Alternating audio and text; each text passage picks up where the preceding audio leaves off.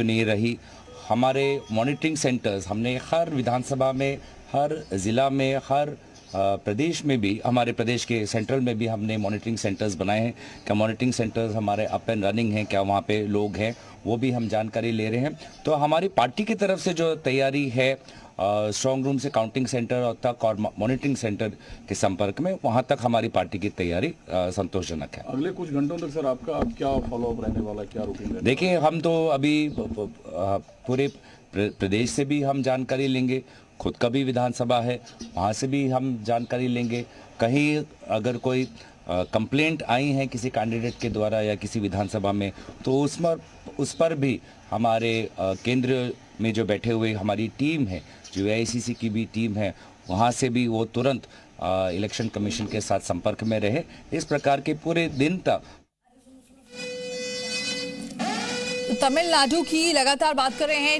DMK plus 79 सीटों पर, AIADMK plus 26 सीटों पर आगे। लेकिन यहाँ अहम ये हो जाता है कि TVK 34 सीटों पर आगे है। तो ये नई पार्टी और तमिलनाडु में 139 सीटों के जो रुझान है वो सामने आए।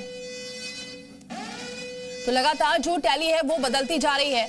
और इस वक्त की बड़ी खबर तमिलनाडु से आपको दिखा रहे हैं, जो रुझान है वो सामने आए हैं। और रुझानों में AIADMK प्लस 26 सीटों पर आगे है।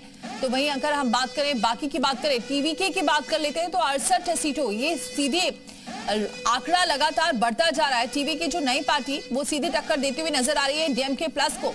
और देखिए, तो तमिलनाडु में रुझानों में उलटफेर होता हुआ दिखाई दे रहा है। पहली बार TVK जो है वो सत्ता में आती हुई दिखाई दे रही है। 2024 में इस पार्टी का गठन किया गया।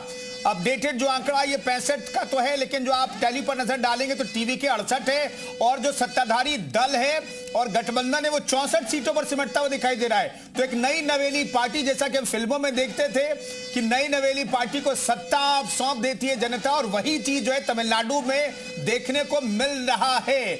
TVK विजय थलापति की पार्टी 2024 में पार्टी का गठन किया और उस पार्टी ने यहां पर कमाल कर दिया है।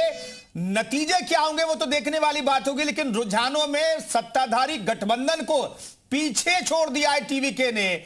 AIADMK 26, DMK 64 पर और TVK 67 पर। यह बड़ा खेला तो दरअसल तमिलनाडु में हो गया है। खेला जो हुआ है पश्चिम बंगाल में वो तो अलग बात है, लेकिन तमिलनाडु की बात करें तो साउथ में एक अलग तरह की सियासत चलती है और अलग तरह की सियासत TVK ने की है। और 70 सीटों पर TVK आगे दिखाई दे रही है। तो क्या सिर्फ 2 साल पहले जिस पार्टी का गठन हुआ वो पार्टी सत्ता में तमिलनाडु जैसे बड़े राज्य में, साउथ के बड़े राज्य में क्या सत्ता संभालने जा रही है? क्या ये करिश्मा होने जा रहा है? ये देखने वाली बात होगी। अगले 2 घंटों 3 घंटों में तस्वीर पूरी तरह से साफ हो जाएगी। बंगाल के गंगारामपुर से TMC आगे है, तूफानगंज से BJP प्रत्याशी आगे है। तो देखिए, बंगाल में जो स्थिति है वो भी आपको बता रहे हैं। यहाँ कटवा से TMC की जो प्रत्याशी है वो, अगर मंगलकोट की बात करें, TMC प्रत्याशी आगे हैं। वहीं बंगाल की झारग्राम से BJP आगे। तो प्रत्याशियों, BJP के प्रत्याशी भी ज्यादातर सीटों से आगे चल रहे हैं, क्योंकि यहाँ का जो आंकड़ा है लगभग देख सकते हैं आप, BJP 146 सीटों से आगे चल रही है। जो रुझान में अगर बात करें, पश्चिम बंगाल में भी आंकड़े तेजी से बदल रहे हैं। और ऐसे में